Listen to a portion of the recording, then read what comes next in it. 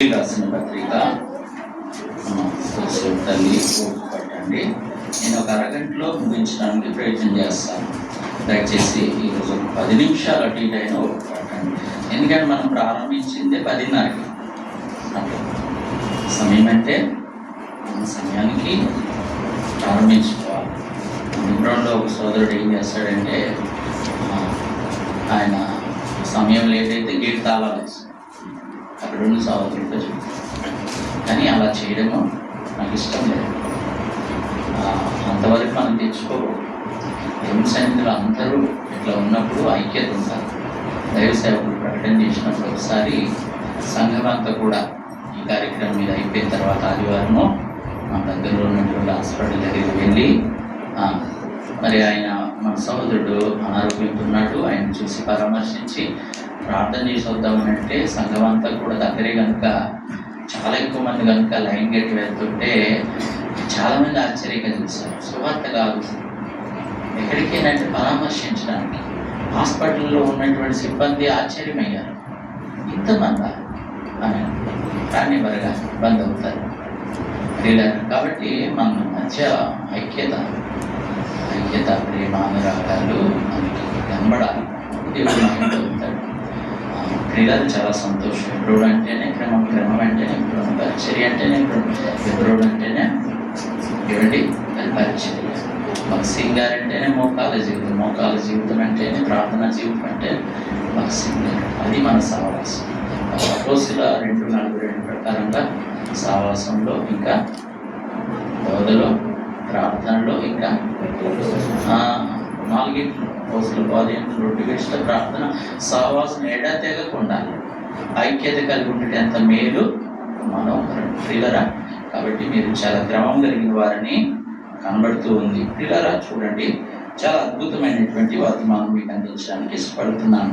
చూడండి, ఒక వాక్యం తీసుకున్నానంటే నేను అది చెప్పేసుకుని వెళ్ళగలను. కానీ నేనేం చేస్తానంటే పాయింట్ అంటే అక్కడ నుండి నీ మనసు వేరొక వైపు వెళ్ళకుండా, ఇక్కడ జక్కి దగ్గర స్టార్ట్ చేసి ఎక్కడికో వెళ్ళకుండా ఒక అంశం అంటే ఒక అంశం మీద అట్లా పోతూ ఉండేటట్లుగా ప్లాన్ చేసుకుంటాను. దాని కొరకు నేను గంటల తరబడి అంటే బీరువాళ్ళ యొక్క మరి పుస్తకాలు కొనుక్కునేవాడు అండి. అలాగే దేవుని సన్నిధిలో గడపడానికి ఇష్టపడతాను. కాబట్టి నా సమయాన్ని నేను వినియోగపరుచుకుంటాను. మీరు కూడా శ్రద్ధగా వినండి. కొంతమంది అయితే ఫ్యాన్ సౌకర్యం లేదు. ప్రియులారా, ఇప్పటికీ ఆలస్యం అవుతుంది. చూడండి, ఏప్రిల్ రాసిన పత్రిక 5వ అధ్యాయం 8వ వచనం మనం చదువుతాం. ఏప్రిల్ 5:8 చదవండి. చదువు.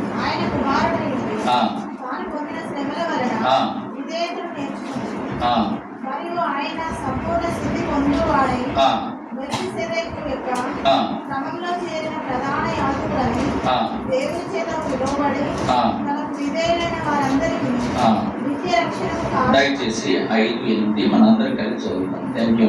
ఆయన కుమారుడు తాను పొందిన శ్రమల వలన విధేయత నేర్చుకుంటాం. తండ్రి లేఖన భాగాలు వందనాలు.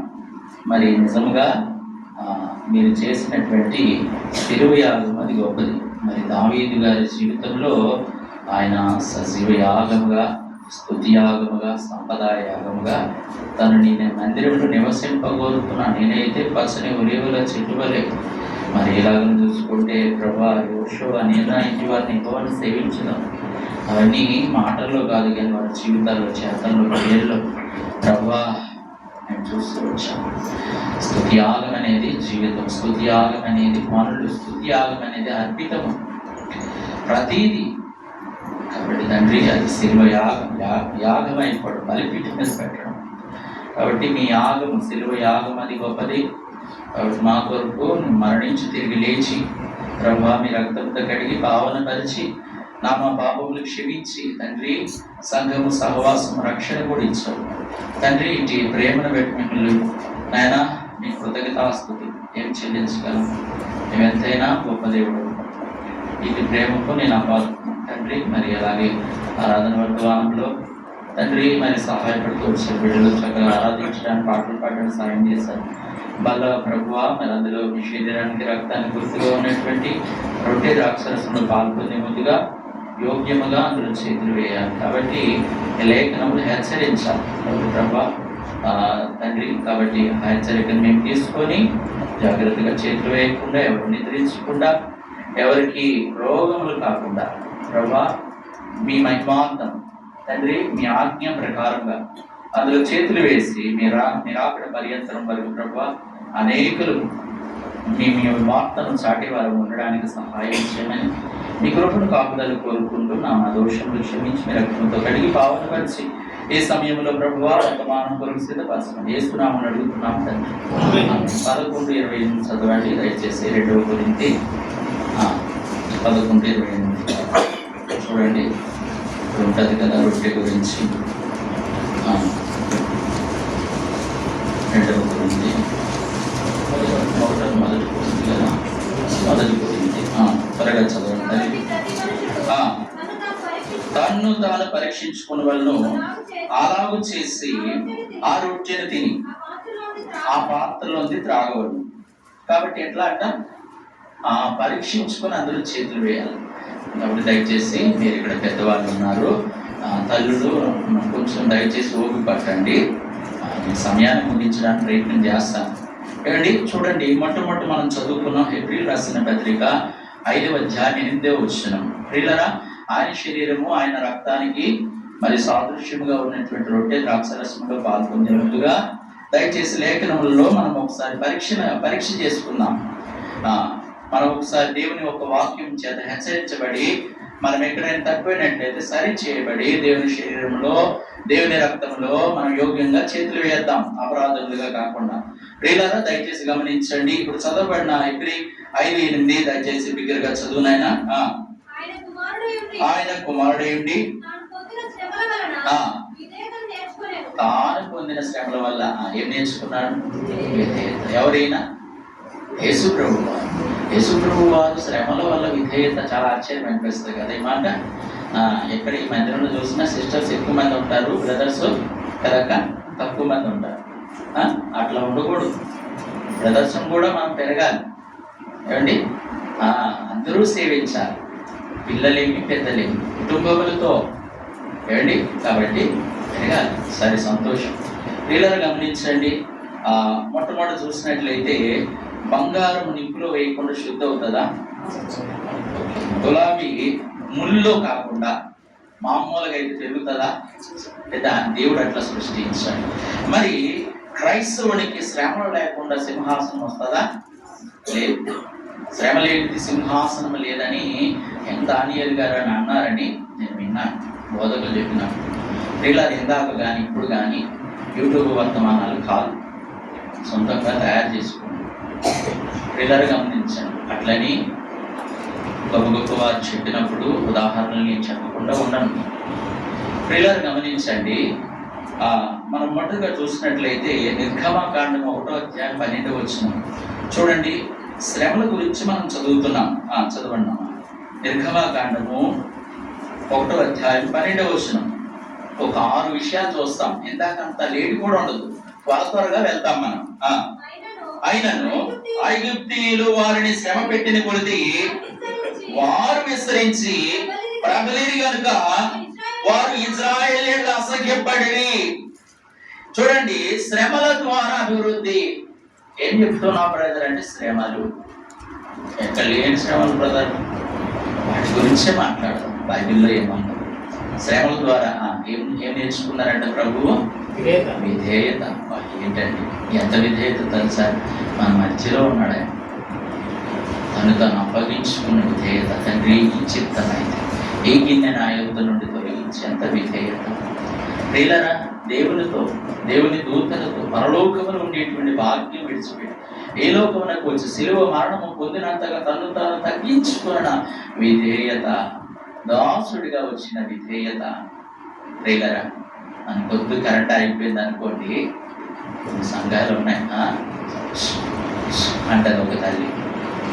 ఏంటి అంటే చెమటకి అమ్మేది సారా, మందిరం పక్కనే ఉండాలి. ఏంటి మరి ఆన్లైన్ ప్రేయర్లో ఒక బ్రదర్ చెప్తూ వచ్చాడు. ఏంటి ఆ లైన్గా గోడ దగ్గర లైన్గా బొట్లు పెట్టినట్టు ఉంటాయంట. ఏంటి అంటే అటువైపు అన్న ఏమనుకుంటా, అటువైపు అన్న కూర్చొని చూడండి, అన్న కూర్చున్నట్లుగా నూనె ఉంటుందిగా, ఆయిల్ అక్కడ ఏమవుతుంది, లైన్గా గోడకి ఇట్లా ఇట్లా బొట్లు పెట్టినట్లు ఉంటుందంట. అట్లా ఉండకూడదు, అటెన్షన్లో ఉండాలి. అన్నకి ఈ యొక్క పిల్లలు అడ్డుగా ఉంది కాబట్టి అట్లా కూర్చున్నాను. పిల్లరా, మీ ఓపికకి చాలా కృతజ్ఞతలు. నేను చిన్నవాడును ఆత్మీయతలో, అయినా మీ ప్రేమకు ఓపికకు చాలా కృతజ్ఞతలు. దయచేసి చూడండి. మొట్టమొదటిగా శ్రమల ద్వారా అభివృద్ధి అంటే ఇజ్రాయేల్ శ్రమ పెట్టిన కొద్ది ఏమయ్యారండి? సుమారు 400 ఏం లేదన్నా, అంతేనా? బానిసత్వం ఐగుప్తులో ఉన్నారు. అలాంటిది ఈ యొక్క ఎవరు వారు? ఐగుప్తి బాధ పెడుతున్న కొద్ది వాళ్ళు ఏం పెట్టారు? శ్రమ పెడుతున్న కొద్ది విస్తరించారు. కాబట్టి మరొక మాట చూద్దాం. ఆదికాండము 26:13. ఇప్పుడు ఎక్కువ వాక్యం దగ్గర నిలవడానికి సమయం సరిపోదు. మిమ్మల్ని పరిచయం చేసి ముందుగా అతడు మిక్కిలి గొప్పవాడవు వరకు క్రమక్రమంగా అభివృద్ధి పొందుతూ వచ్చారు. ఎవరండి ఈయన? ఏసావు. అతనికి గొర్రెలు, ఆస్తి, గొడ్ల, ఆస్తియు, దాసులు, గొప్ప సమూహమును కలిగినదంతే ఫిలిస్తీయులు అతని ఏమయ్యారు? అసూయపడ్డారు. ఇస్సాకు ఎట్లా అభివృద్ధి అయ్యాడు తెలుసండి? క్రమముగా. రాత్రి అయిపోవాలి. ఏమయ్యాలి? ఆన్లైన్లో బెట్టింగ్, లాటరీ వెళ్ళిపోవాలి. అసాఫ్ కీర్తన రాస్తాడు, ప్రభు ఏంది ప్రభు బాధ, ఏంది నాయన శ్రమలు, నీతిమంతులు ఏంటి నాయన ఇట్లా, ఈ బాధలు ఏంటి, మా అభివృద్ధి చూడు వాడు చూడు డాబా మీద రాపండి కట్టుకున్న వాళ్ళు మన తప్ప అంటలే. అయ్యా అట్లానా? వాళ్ళు పచ్చని కూరాకు వలె ఉన్నారు. అప్పుడే కనబడినటువంటి వృక్షములాగా అయ్యి మళ్ళా కనబడరు వాళ్ళు తర్వాత. కాబట్టి ప్రేమైనటువంటి వాళ్ళు అలాంటి కురుపేర్లు కూడా దేవుడు అడుగుతున్న మాట ఏంటంటే, నా ప్రాణము దీని తాగు సుఖించు అని అంటే, ఓ రాత్రి ఈ వెలివాడ ఈ రాత్రి నీ ప్రాణమును దేవుడు అడుగుతున్నాను. కాబట్టి ప్రియమైనటువంటి వాళ్ళరా, ఇక్కడ చూసినట్లయితే నీతిమంతులు కలిగింది కొంచెమైన శ్రేష్టం. ఏంటి? నీతిమంతులు ఇల్లు గొప్ప ధరణిది. ఏమండి? అయితే గమనించండి, ఇక్కడ వాక్యం చూసినట్లయితే అతడు మిక్కిలి గొప్పవాడకు క్రమక్రమంగా అభివృద్ధి చెందుతూ వచ్చాడు. కాబట్టి ఇప్పుడు ఫిలిస్తీన్లు ఏమయ్యారంట? అసూయపడ్డాడు. నీ అభివృద్ధి ఎట్లా ఉంటుంది తెలుసా? ఇతరులకు అసూయ పడుతుంది అనుకో, నువ్వు అభివృద్ధిలో ఉన్నావని అర్థం. అది సంఘమే కానీ, అది మందిరంలో కానీ పోరాటం ఉందనుకోండి, పర్వాలేదు, ఇంటి పైకే ఉన్నాం. అట్లని పోరాడకూడదు, ఫైటింగ్ చేయకూడదు. ప్రభువుదే క్రియల ద్వారా వాళ్ళకి బోధిస్తాడు. ఆయన ఏమన్నాడు తెలుసా? అయ్యా నువ్వు ఇక్కడ నుండి కాని చేసి వెళ్ళిపోకూడదు. రాజు చెప్తున్నాడు. ఎవరితోనండి? ఇస్సాకుతో. ప్రియమైనటువంటి వాళ్ళ తర్వాత ఆయన వెళ్ళిపోయినా ఆయనతో సమాధాన పడ్డాడు. సరే, ఇక్కడితో మనకు కాదు కానీ ప్రియులరా, శ్రమల ద్వారా ఏముందండి ఇక్కడ? అభివృద్ధి. కాబట్టి ఇజ్రాయేల్ ప్రజలు శ్రమ పెట్టిన కొద్ది ప్రబలారంట, విస్తరించారు. ఇక్కడ కూడా ఇస్సాకు క్రమక్రమంగా ఏమవుతూ వచ్చాడు? అభివృద్ధి చెందుతూ వచ్చాడు. ఫిలిస్తీన్లు అనగా శత్రువులు అసూయపడినంతగా ఆయన అభివృద్ధి చెందుతూ వచ్చాడు. శ్రమల్లో ఏముంది? ఇప్పుడు మొదటిగా అభివృద్ధి ఉంది. రెండవది చూద్దాం రండి. రెండవది యోబు గ్రంథము 42వ అధ్యాయము.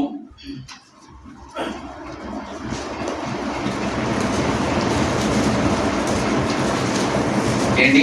నీరో చక్రవర్తి అని మొట్టమొదటి ఏం చేశాడంటే క్రైస్తవులకు ఆదిమ క్రైస్తవులకు, అప్పుడులో ఉన్నటువంటి క్రైస్తవులకు ఏం చేశాడంటే శ్రమలు పెట్టాడు.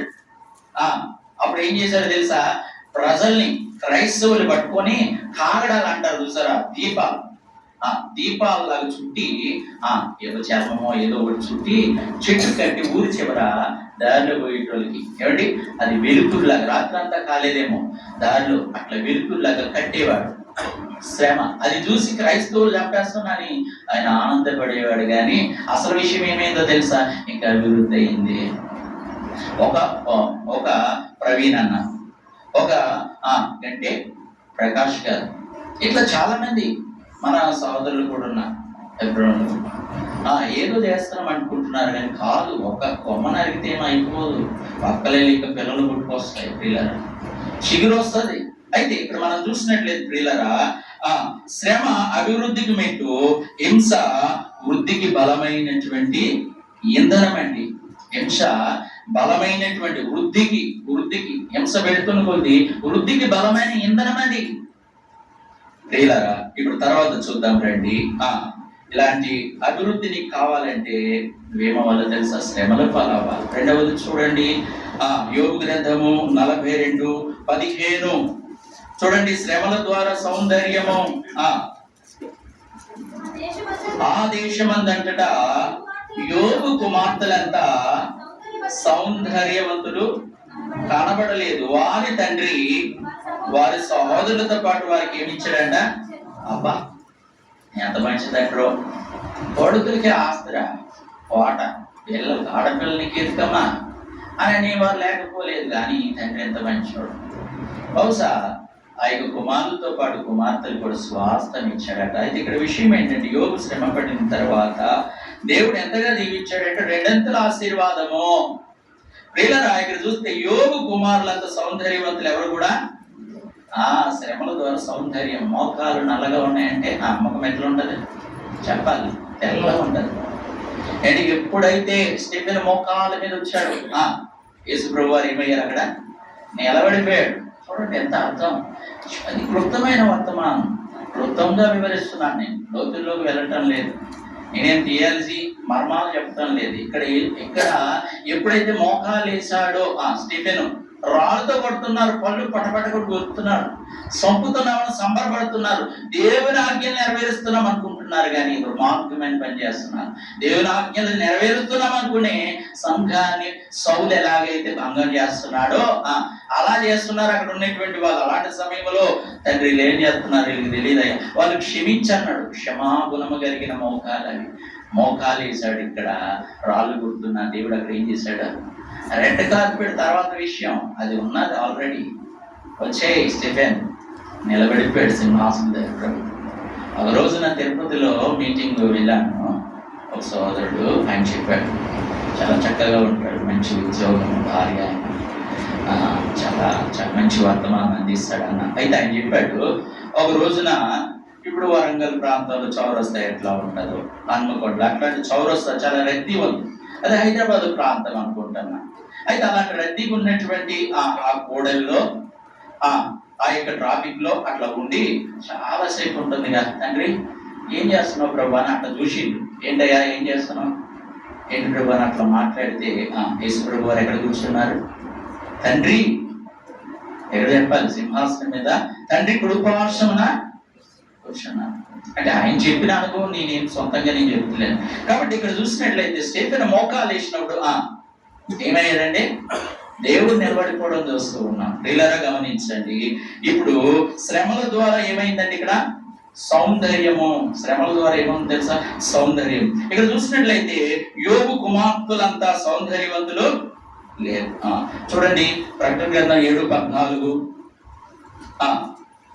అందుకు నేనయ్యా నీకే తెలియననగా అతడు ఇలాగ నాతో చెప్పను, వీరు ఎక్కడి నుండి వచ్చారనేటువంటి మాటకి. వీరు ఎక్కడి నుండి వచ్చారు? మహాశ్రమల నుండి వచ్చిన వారు. గొర్రెపిల్ల రక్తములో తమ వస్త్రములు ఉదుక్కొని వాటిని తెలివి చేసుకోండి. చూడండి, మహాశ్రమల నుండి వచ్చారంటే వీళ్ళు. ప్రియులారా గమనించండి. కాబట్టి శ్రమల కొలుగులో నుంచి వచ్చినటువంటి వారిలో దేవుని సౌందర్యం కనబడుతుంది. ఏంటి? దానియేలు ముఖం చూడండి ఎంత సౌందర్యం. ఆయన చికెన్ లేకపోతే ఏదేదో తింటలేదు, తినొద్దని కాదు, తినేది కాయగూరలు అయినా సరే నియమనిష్ట ఉన్నప్పుడు అతని ముఖం వారికంటే వీరిది ఏమైంది? నియమనిష్ట. అది నేను అంటున్నాను. తినొద్దని కాదండి బాబు, శాకాహారులు ఉండాలని కాదు. అది తప్పుడు పోదవుతుంది. మళ్ళీ వివాహం చేసుకో తప్పుడు పోదవుతుంది. ప్రియులను గమనించండి. కాబట్టి ఇక్కడ మోకాల మీద పడిన శ్రమల్లో ఉన్నా సరే స్టీఫెన్ ముఖం వెలిగిందండి, ప్రకాశించింది. అలాగా దానియేలు ముఖం ప్రకాశించింది. ఈయన ఎక్కడి నుండి వచ్చారంటే మహాశ్రమల నుండి వచ్చారని అక్కడ ఆ యొక్క ప్రకటన గ్రంథంలో మనం చూస్తూ ఉన్నాం. ప్రియులారా, యోబు కుమార్తెలు సౌందర్యవంతులు మరి ఆ యొక్క ప్రాంతంలోనే లేరంట. ప్రియులారా గమనించండి. ఇప్పుడు గులాబీ ముళ్ళు ఎక్కడి నుండి కొడుతుందని? గులాబీ పువ్వు ముళ్ళలో నుంచే వస్తుంది. గడ్డి పూలు గడ్డిలో నుండి వస్తాయి. వాటిని తప్పు చేయటం లేదు, పుట్టిన వాస్తవం చెప్తున్నా, నిజమే కదా అని అనిపిస్తుంది. నిజమే కదా. గడ్డి పూలు ఎక్కడ? గడ్డిలో నుండి వస్తాయి, కానీ గులాబీ, అందమైన గులాబీ ఎవరికి వద్దు? ముళ్ళులో నుండి వస్తుందండి. కాబట్టి మీరు ఎక్కడి నుండి వచ్చారు? మహాశ్రమల నుండి వచ్చారు.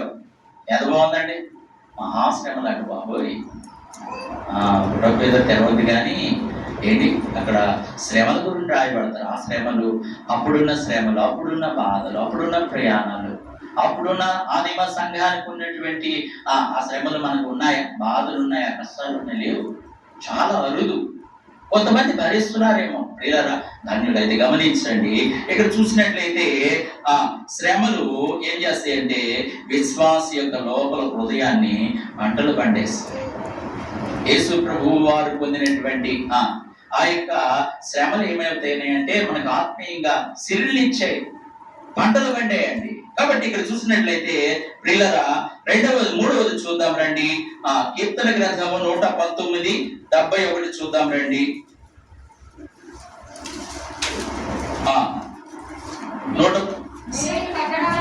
నేను నీ కట్టడలు నేర్చుకున్నట్లు శ్రమ నుండి ఉండుట శ్రమల ద్వారా మేలిది. శ్రమల ద్వారా ఇందాక సౌందర్యం, శ్రమల ద్వారా అభివృద్ధి, శ్రమల ద్వారా మేలు అంటున్నాడు ఈ భక్తుడు. శ్రమల ద్వారా సౌందర్యం ఎవరా? యోబు. ఏంటి? శ్రమల ద్వారా అభివృద్ధి. ఇజ్రాయేల్ శ్రమ పెడుతున్న కొద్ది అభివృద్ధి అయ్యారు. మీకు వద్దా శ్రమలు?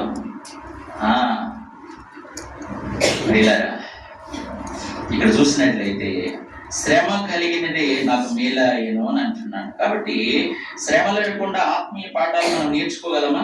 లేదు. ఇక్కడ 67 చూడండి, అక్కడే 67, 119, 67లో ఉంటది కదా. శ్రమ కలుగుకు మనకు ఏం చేశాడంట? త్రోవ విడిచాడండి. ఇప్పుడైతే వాక్యం అనుసరించి నడుచుకున్నాను. వాక్యం చదివితే ఎంత మొదలుగా ఉంటుంది తెలుసా? Friend, mummy, daddy, mummy.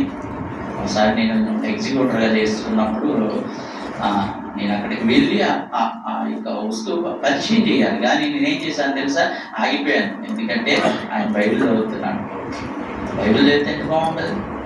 Bible చదువుతున్నారు, మోకాలేసి ప్రార్థన చేస్తున్నారంటే నీ విలువను కాస్త పెంచేస్తారు. బైబిల్ పట్టుకుని వెళ్తుంటే నీకు కాదు విలువ, బైబిల్ పట్టుకున్నందుకు నీకు వచ్చింది. సమరయ స్త్రీ దేవుని కలిగినందుకు, పాపాత్మురాలే కానీ దేవుని కలిగినందుకు ఆమెకి విలువ వచ్చింది.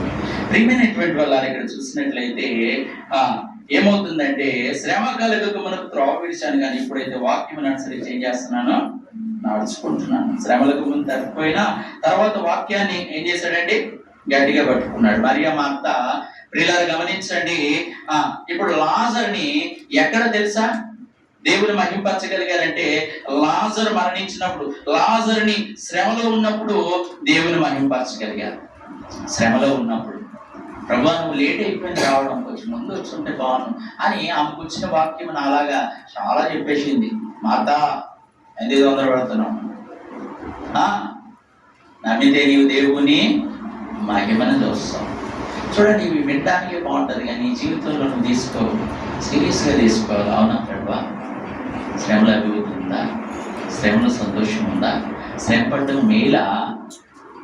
ప్రభువా నమ్మితే దేవుని మహిమను చూస్తా, నేను నమ్ముతున్నా. ఎస్, నాలో అవిశ్వాసము కలగకుండా సహాయము చేయి. ఎంత చిన్న ప్రార్థన, ఎంత చక్కగా ఆరాధించారో అంత చక్కగా ప్రార్థన చేయాలి. నీకు నువ్వు భోజనం చేయాలి. ఇంకా మీరు పాలు తాగాల్సిన వాళ్ళు కాదు, పాఠాలు చెప్పాల్సినటువంటి వాళ్ళు మీరు. కాబట్టి ప్రియమైనటువంటి వాళ్ళారా, ఇక్కడ శ్రమలలో దాగి ఉన్నటువంటి ఆశీర్వాదాలు నీకు అర్థమవుతున్నాయి. శ్రమల ద్వారానే నీకు ఆశీర్వాదాలు. 4వది చూద్దాం రండి. తర్వాత రోమీయులకు రాసిన పత్రిక 5వ అధ్యాయము 3వ వచనం, 4వ వచనం. శ్రమల ద్వారా ఓర్పు వస్తుంది నీకు.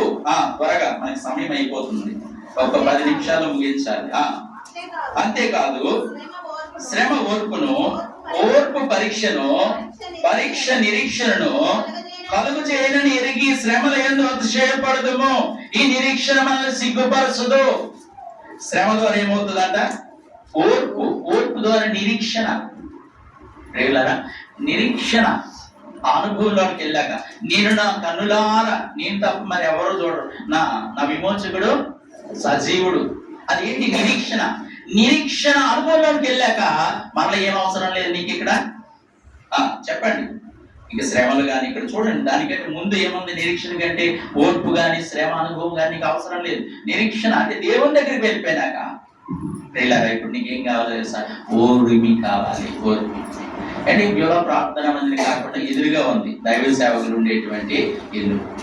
అంటే ఆ మెట్ల మీద వెళ్ళినప్పుడు ఏం రాశారన్నా?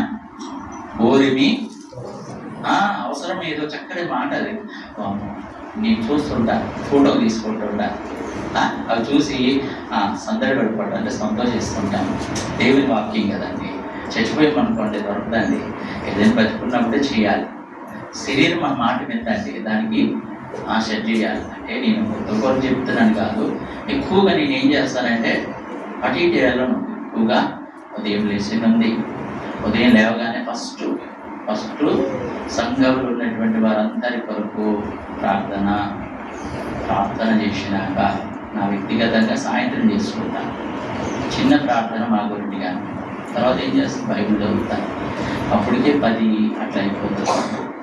నేను ఎటు వెళ్ళలేను. స్కూల్ పిల్లలు పంపించాలన్నా నీళ్ళకైతే నేను వెళ్తాను.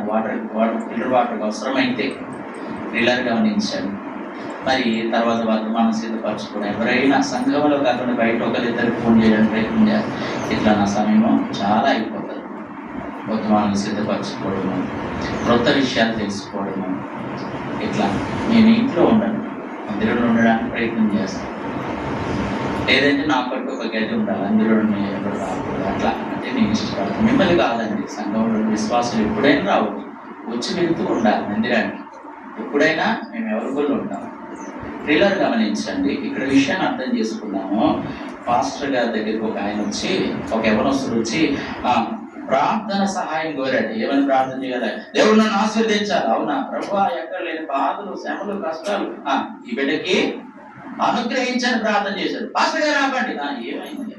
నేనేం చెప్పాను, మీరు ఏం ప్రార్థన చేయాలి? ఆశీర్వాదమే కదా అయ్యా నువ్వు అనేది. ఆశీర్వాదం అంటే నువ్వేంది బాధలు, శ్రమలు అంటున్నావు? ఇది కొడుతా శ్రమ. ఇప్పుడు ఏం చదివాంరా? శ్రమలో ఎంత అతిశయపడదు. శ్రమ ఓర్పు పరీక్ష నిరీక్షణ కలుగు చేయనని. కాబట్టి శ్రమలో ఓర్పు, సహనము అవన్నీ నేర్చుకోవాలంటే నీకు ఆశీర్వాదం కావాలంటే ఏంటి? రొట్టె విరవబడితేనే పంచబడుతుంది. మేఘము విరవబడాలి, రొట్టె విరవబడాలి, భూమి విరవబడాలి, నీ హృదయం బద్దలవ్వాలి. అద్దరితో ఇల్లంత ఏమైంది? నిండిందంటే పగలగొట్టారు. ప్రియులారా గమనించండి. కాబట్టి మనము శ్రమలు పడకుండా ఆశీర్వాదం. నువ్వు చెప్తావు, ఇక్కడ మైక్ ఇచ్చావంటే చిన్న బిడ్డలు కూడా, అంకుల్, ఆంటీ, తాతయ్య, దేవుడు నాకు ఎట్లా చేశాడంటే, నా చదువులు ఎట్లా చేశాడంటే, నా వివాహ విషయంలో ఎట్లా చేశాడంటే, నా ప్రయాణ విషయంలో ఎలా చేశాడంటే, నా అనారోగ్యంలో, నా ప్రయాణంలో, నా శత్రువుల విషయంలో, సంఘం విషయంలో ఈ ఆధిక్యత ఇచ్చి దేవుడు ఇట్లా నిలబెట్టాడంటే, రక్షణ ఇచ్చాడంటే అని చెప్పినావంటే నేను కూర్చోవాలంటే ఎంత బాగుంది. శ్రమలు అవన్నీ, శ్రమలు పాఠాలు నేర్పుతాయి, బోధ కాదు. 100 మంది బోధకుల కంటే ఒక్కరి ప్రార్థనా పరులు తయారు చేయడం ఎంతో మంచిది. 100 మందికి బోధించడం కంటే. నేను ఎక్కువ కూర్చొని వినడానికి ఇష్టపడతాను, మురిసిపోతా. దేవుడు నాతో మాట్లాడుతున్నాడు, సంతోషపడతా. ఆ పాటలు పాడుతుంటే అయ్యో దేవా ఏంటయ్యో ఎక్కడున్నాను. ఆదివారం ఇట్లా కూర్చోవడం అంటే ఎంత దేవుని దయ ఉండాలి. ఇప్పుడు నా సమయం అయిపోయిందని నాకు తెలుసు. 2 పాయింట్లు ఉన్నాయి, ముగిస్తాను. కాబట్టి యవనస్తులు ప్రార్థన చేయమన్నప్పుడు ఎక్కడ లేని శ్రమలకు ప్రభువుని ప్రార్థన చేశాడు. నీ శ్రమలు నీ జీవితంలో ఎదురవుతుంటే ఆశ్చర్యపడకు. దేవుడు ఏదో ఆశీర్వాదము అది వచ్చి నువ్వేమైనా ప్రార్థన చేయాలి తెలుసా? వచ్చిన శ్రమ వచ్చినట్టుగా, చుట్టం వచ్చినట్టుగా వచ్చి వెళ్ళిపో. ఆశీర్వాదం ఇచ్చి తిరిగి వెళ్ళిపో. శ్రమకు చెప్పాలి. ఎర్ర సముద్రం అక్కడ ఉంటే మోకాళ్ళు ఎంత తండ్రి అంటే ఏదైనా నాకు నువ్వు మొరపెడతావు. ముందుకు సాగిపో మోషే, సాగిపోవాలి, ఆగిపోవద్దు. రక్షణ ఎవరిది? యెహోవా. నువ్వు దేవునితో ఒక్క అడుగు వేస్తే, అపోస్తలుల బోధన, రొట్టె విషయ ప్రార్థన సహవాసములు నిలబడితే, ఐక్యతగా ఉంటే, దేవుని సేవకుడికి, సంఘమునకు గౌరవిస్తే నీ జీవితంలో శ్రమలు ఏమవుతాయి తెలుసా? మేఘాల పరారైపోతాయి. ఎంతో సంతోషం ప్రియులారా దేవుని సన్నిధిలో. కాబట్టి నేను ముగింపుకు వస్తున్నా. ఇప్పుడు చూడండి, శ్రమల ద్వారా ఏంటి? ఓర్పు నేర్చుకున్నాం. 4వది. 5వది చూడండి, శ్రమల ద్వారా విధేయత. ఏప్రిల్ రాసిన పత్రిక 5వ అధ్యాయం 7వ వచనము, శరీరధారి ఉన్న దినములలో మహారోదనతో కన్నీళ్లతో తన మరణం నుండి రక్షించబడిన ప్రార్థన ఆచరణలు సమర్పించి భయభక్తులు కలిగి ఉన్నందున అంగీకరించబడితే. ఆగిపోయినా నేను అక్కడ, దేవా నీవే రోదన, నీవే శ్రమలు, నీవే బాధలు, నీవు అంగీకరించబడాలంటే ఇన్ని పరిస్థితులు ఉన్నాయి. శ్రమల ద్వారా విధేయత నేర్చుకుని నేనేంటి ప్రభా అని నేను ఆశ్చర్యపోయాను. దేవాన్ని మెల్లని స్వరం వినాలి, నువ్వు చెప్తే వెళ్ళాలనుంది ప్రభు, నువ్వు వేసుకున్నా, నువ్వు చెప్పిన బట్టలు వేసుకోవాలనుంది ప్రభు. ఎలా ఉండదు ప్రభు నీ స్వరం. కాబట్టి ప్రియులారా, ఇక్కడ చూసినట్లయితే ఆయన మనస్సును పోలిగా దేవుని స్వరూపము కలిగిన వాడై ఉండి ఏం చేశాడంటే ఫిలిప్పీ 2:6లో దేవునితో సమానం ఉండటం విడిచిపెట్టకుండా భాగ్యం అని ఎంచుకోలేదు, కానీ మనుషుల పోలిక పుట్టి దేవుని స్వరూపమును ధరించుకుని తను తానే వ్యక్తినిగా చేసుకున్న ఆయన ఆకారమందు మనుష్యుడిగా కనబడి మరణము పొందినంతగా శిలువ మరణము చూస్తే శిలువ అనే మాట ఎట్లా తీసుకొచ్చారు. శిలువ మరణము పొందినంతగా ఏం చేశాడంట? తగ్గించుకున్నాడు. అందుకే పరలోకంలో కానీ భూమి మీద కానీ మోకాలు ఏమవుతున్నాయి, ఒగుతున్నాయి. తర్వాత అది ఆశీర్వాదం. ముందు ఏమైనా శిలువ మరణం పొందినట్టుగా దేవుని దూతలతో ఉండే భాగ్యం, పరలోకంలో ఉండే భాగ్యం విడిచిపెట్టి నీ నా కోసం వచ్చి శిలువ మరణం పొందినంతగా అది కూడా మన మధ్య ఉంటే దాసుడు రూపం ధరించుకుంటే నీకేంటి? ఎక్కడ లేని కోపం. దేవుడితో ఆయన బెస్ట్ ఫ్రెండ్ ఉన్నాడంట, ఆయన ప్రార్థన వింటాడంట. నీ ప్రార్థన వింటాం లేదనుకో, టెన్షన్ పడకు, దేవుడు నీకు దగ్గరికి ఉన్నాడు. ప్రభు ఒకసారి అడిగిందంటే ఒక ప్రభువా నీకు చిన్న చూప ప్రభువా, నా ప్రార్థన ఏంటి నువ్వు వింటాం లేదు, ఆమె ప్రార్థన ప్రతిదీ ఆమె నెరవేర్చేస్తాను ఏంటి అని అంటే అప్పుడు అన్నదాన్ని పిచ్చిదానా, నీవు నా కొరకు ఓరిమి కలిగి ఉంటావు, దేవుని చిత్తం కొరకు నువ్వు ఎదురు చూడగలవు, నీకు ఓపిక ఉంది, కానీ ఆ బిడ్డకు లేదు. అందుకే నేను కార్యాలు నెరవేరుస్తాను. ఆ దేవుని సన్నిధిని నిలబడలేదు, అందుకే తను ఊకే నన్ను బయలుపరుచుకుంటాను. ఒక ఆయన సిలువ మోసుకుంటూ పరలోకం వెళ్ళాలిగా, వెళ్తున్న బాటలో అన్నాడు, ప్రభువా వచ్చాడు, ఏం చేయాలి, ఇటు పక్క మొక్క ఉంది కదా ప్రభా, ఇది కొద్ది కొట్టే ప్రభా, బరువు అవుతుంది. సరే ప్రభా, ఇటు మళ్ళీ కొద్దిసేపు మరొక 2 రోజులు అయిందో లేదో, ఇటు సైడ్ ఉంటుందిగా, కొద్ది మొక్క కొట్టే ప్రభా, పోసేసి అటు సైడ్ మొక్క కొట్టే ప్రభా, కొట్టేసి తర్వాత ఎంత అయిపోయి పుట్టుగా అయిపోయింది. ప్రియులరా చిన్నగా ఉంది, ఇప్పుడు అబ్బాయి పది తేలిపోందే. ప్రియులరా వెళ్తున్న సమయంలో అగాధం వచ్చింది, నరకం వచ్చింది. ఆ నరకమును దాటి అవతల పరలోకం వెళ్ళాలి. ఇప్పుడు ఏం చేయాలి తెలుసా? కష్టాలు, శ్రమల గుండా వచ్చినటువంటి ఎవరు? మహాశ్రమల నుండి వచ్చిన వారు. అమ్మో పరలోకం వచ్చేసాము. దేవుడు అన్నాడు, మీ సిలువలు ఉన్నాయి కదా, ఆ బరువులు అక్కడ దించేయండి, ఈ అగాధం మీద వేసి దాని మీద నడుచుకుని వచ్చేయండి అన్నాడు. ఇది కథ మాత్రమే. వారందరూ సంతోషంగా వచ్చేసారు. కానీ ఇప్పుడు ఈ బ్రదర్ ఉన్నాడే, ఈయన కూడా అయిపోయాడు. కానీ అగ్నిలో పడిపోయింది, దారి లేదు, బాట లేదు, బ్రిడ్జి లేదు. నీ సిలువే పరలోకానికి ఒక బాట, ఒక బ్రిడ్జి. ఓపిక, అమ్మ తిరుగుతుందా, నాన్న తిరుగుతుందా, గుర్తు కూర్చుకోరాదు. సంఘంలో సంఘటన దాంట్లో గుర్తు కూర్చుకోరాదు. అండ్ వాళ్ళు నోరిచ్చాడు, నీకు ఓపిక ఇచ్చాడు. వరి మాంసాలు ప్రియమైనటువంటి వాళ్ళ యేసు ప్రభు వారు శిలువ మరణం పొందినందుకు విధేయత చూపాడు. నేను ముగిస్తాను. సాధు సుందర్ సింగ్ గారు దేవుని ప్రార్థన చేసి ఏమని చేశాడు తెలుసా? మంచి ప్రాంతం ప్రభా, సూపర్ ఉండాలి ప్రభా, 1,00,000 రూపాయలు ఖర్చు అయినా పర్వాలేదు, తగ్గకూడదు అని ప్రార్థన చేయలే. ప్రభా, అతి కష్టమైన టిబెట్ ప్రాంతం నన్ను పంపించి ఎవరు వెళ్ళిన ప్రాంతం బాబోయ్. అప్పుడు ఉన్న వాళ్ళు అన్నారు, ఏం ప్రార్థన చేస్తారో తెలుసా? అది చాలా ప్రమాదకరమైన, యేసుప్రభుని నమ్మరు, చంపేస్తారు నాయన, నీళ్ళు లేని గోతుల్లో పడేస్తారు.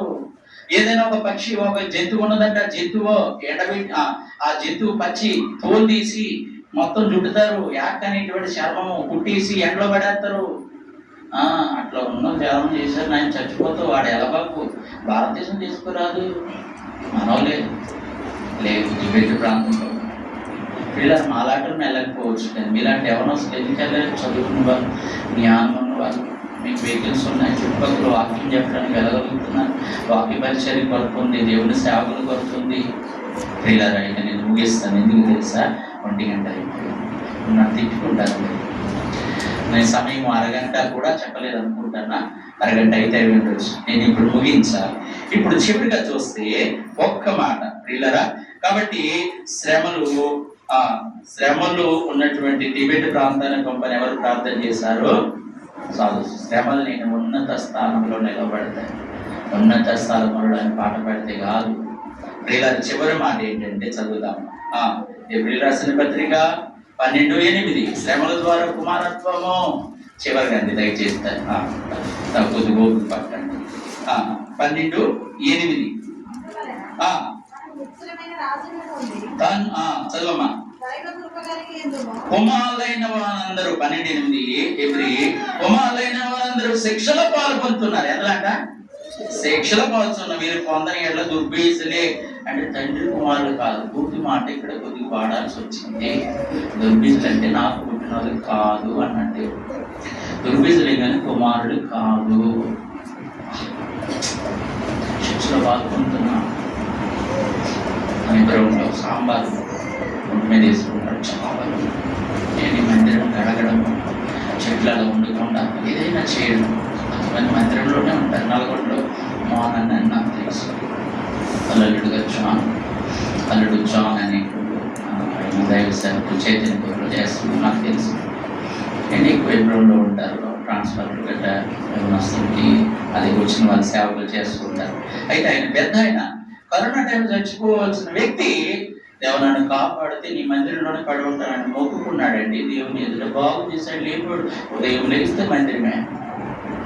దైవ సేవకులతో మాట్లాడతాడు. కొద్దిగా ఆయన పని ఆఫీసులో వస్తాడు చేసుకుంటూ ఎంత బాగుంటుంది అట్లా. ఆయన చూస్తే మాకు భయం అనిపిస్తుంది. డిసిప్లైన్ సమయానికి రావే. ఇప్పుడు లేట్ అయితే తనకు సంగతి ఏం చేశాడు తెలుసా? గిన్నెలన్నీ చదువుతున్నాడు. అర్థం అవ్వాలని చెప్తున్నాడు. గిన్నెలు అంటే అదే అని ఏమైనా తెలుసా? తర్వాత అక్కడికి వచ్చిన సేవకులు ఉండలేకపోయారు. ఏమైనటువంటి వాకింగ్ చెప్పడానికి ఎప్పుడో ఉండాలి వెళ్ళి. కాబట్టి ప్రియులరా, చివరిగా చూస్తే కుమారులైన వారందరూ శిక్షలో పాల్పొందాలి. తనని అందరూ అంగీకరించిన వారందరికీ అనగా తన నామందు విశ్వాసం ఉంచిన వారందరికీ కూడా దేవుడు ఏమి ఇచ్చాడండి? పిల్లలవడానికి అధికారం ఇచ్చాడు. కాబట్టి శ్రమల ద్వారా ఘనత నశించిపో సువర్ణము అగ్ని పరీక్ష వలన శుద్ధపరుచున్నది కదా. దానికంటే అమూల్యమైనటువంటి మీ విశ్వాసం మీ శోధన చేత పరీక్షకు నిలిచింది యేసుక్రీస్తు ప్రత్యక్షమైన మీకు మెప్పు ఘనత మహిమ కలగడానికి కారణమవుతాయి శ్రమలు. నశించిపోయేటువంటి సువర్ణం శుద్ధం అవడానికైతే నీకు వచ్చిన శ్రమలు నీకు మెప్పు ఘనత మహిమ ఆయన ప్రత్యక్షమైన ఇచ్చి పోతాయి. దానికి శ్రమలు ఎంత బాగుంది కదా బాబు. దగ్గరికి వాకింగ్ చెప్పడానికి వెళ్ళాను హైదరాబాద్. దైవ సేవకులు అక్కడ ఉన్నటువంటి వాళ్ళు కొంతమంది కొంచెం ఇబ్బంది పెట్టారు. అలా ఏముందన్నా ఇప్పుడు నుండి చెప్పారు కనుక నేను వచ్చాను, వాకింగ్ చెప్తాను, వెళ్తాను. నాకు కూర్చోమంటే కూర్చోన్నాను. తర్వాత ఆయన మనసు ఏమనిపించింది, ఆయన భార్య అంటే మా ఆయన ఆరాధన వర్తమానం చెప్తాను, బలవర్తమానం. సరే బాగా ఆరాధన వర్తమానం ఇప్పుడు బలవర్తమానం తర్వాత ఇది వాక్యము. ఇందులో పొడిగించి చెప్పిన. ఇప్పుడు పొడిగించాలనుకో మీరు కూర్చోలేదు, పొడిగించి చెప్పిన. ఏమైంది తెలుసా? లేచి మంచిగా అక్కడ ఉన్నటువంటి వాళ్ళతో చెప్పారు. 5 కోట్లు ప్రాపర్టీ ఉన్న మందిరం, హైదరాబాద్ పేరున్న మందిరము. నన్ను పరిచయం చేశాడు, అన్న మర్యాద చేశాడు. చాలు. కాబట్టి ప్రియులారి వచ్చిన శ్రమలు ఎందుకో తెలుసా? మనకి కొద్ది ఓపిక పెడితే అభివృద్ధి, సంతోషము, ఆనందము, ఆయన ప్రత్యక్షమైన మెప్పు ఘనత మహిమ ఇచ్చిపోతాయి. కాబట్టి ప్రియులారా, నేను ఇక పొడిగేస్తే బాగోదు కనుక స్టెఫెను ఏమండి శ్రమలో దేవుని మహిమ, యేసు నిలబడటము, పరలోక ద్వారం తెరవడం చూస్తాము. ఇప్పుడు చివరిగా చూసుకుంటే 1 లీటర్ పాలుగా ఉండిపోతే దాని ధర 70 రూపాయలు, ఎక్కువైతే 100. అది పెరుగు అయితే 1 లీటర్ ఎక్కువ ధర. పెరుగును తరిస్తే ఏమవుతుందన్నా? వెన్న, దాని ధర అదే లీటర్ ఎక్కువ. అదే పెరుగుని వెన్నను తరిగితే ఆ లీటర్ ధర పెరుగుతుంది. అదే వెన్నను ఇంకొంచెం బాధ పెడితే అగ్గిలో కొంచెం వేడి చేసినా ఏదో చేస్తే నెయ్యి అవుతుంది, దాని ధర వేరు. ఇనుము కూడా అంతే. ఆ ఇనుమలాలే అంతే. గుండు సూర్యునికి ఖరీదు ఎక్కువ పెరిగిపోతుంది. ఇలా నీకు నువ్వుగా ఉంటే విలువ ఉండదు.